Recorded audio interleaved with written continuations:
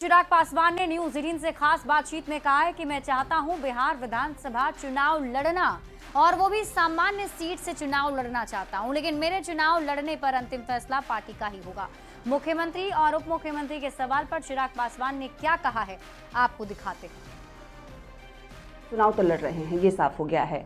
सामान्य सीट से चुनाव लड़ रहे हैं। शाहबाद में वो कौन सी सीट होगी जहां से चिराग पासवान चुनाव लड़ेंगे? ये मत कहिएगा कि पार्टी जो निर्णय करे, ये मत कहिएगा। फैसले अगर इतनी आसानी से हो जाते तो मुझे लगता है कि हम लोगों का परिश्रम थोड़ा आसान हो जाता, पर इतना आसान है नहीं है तमाम फैसलों को लेना। मैं चुनाव लड़ूंगा कि नहीं, जितनी सहजता से आपने कह दिया, मैं अभी भी उतनी सहजता से नहीं कह पा रहा हूँ, क्योंकि एक बड़ी जिम्मेदारी है गठबंधन का साथी होने के नाते भी मेरे ऊपर। मेरा मतलब ही नहीं है गठबंधन में होने का अगर मैं गठबंधन का लाभ मेरे सहयोगी दलों को नहीं दे पाऊं, या मैं अपने साथियों को इस बात का विश्वास नहीं दिला पाऊं कि क्यों एनडीए गठबंधन जरूरी है, क्यों हम लोगों को एनडीए के साथ जाना चाहिए।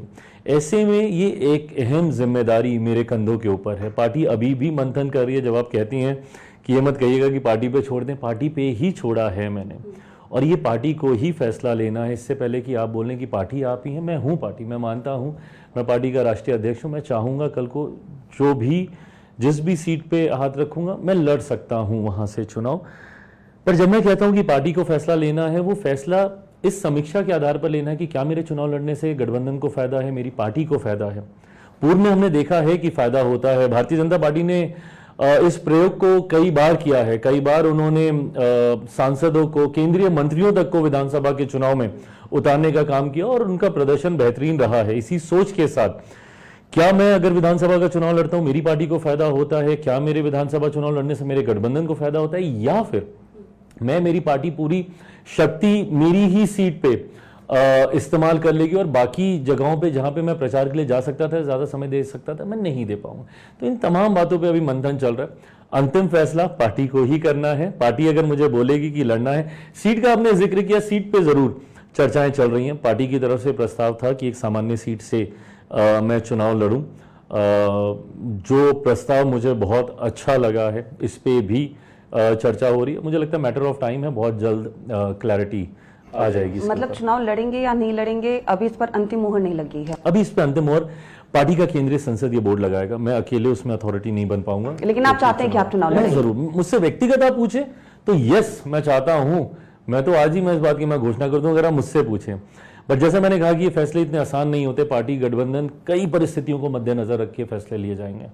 ये जयकारे लगाते हैं कि बिहार का मुख्यमंत्री चिराग पासवान हो, और कहते भी हैं कि जनता का जो फीडबैक होता है, राजनीतिक पार्टियां अपना फैसला भी बदलती हैं क्योंकि जनता सर्वोपरि है।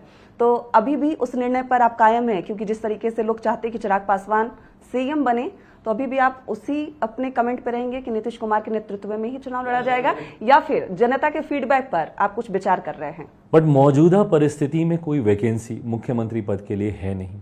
गठबंधन ने मुख्यमंत्री नीतीश कुमार जी का नेतृत्व को स्वीकार किया है। वो अनुभव आज की तारीख में बिहार को आगे लेके जाने का वो मुख्यमंत्री नीतीश कुमार जी के पास ही है।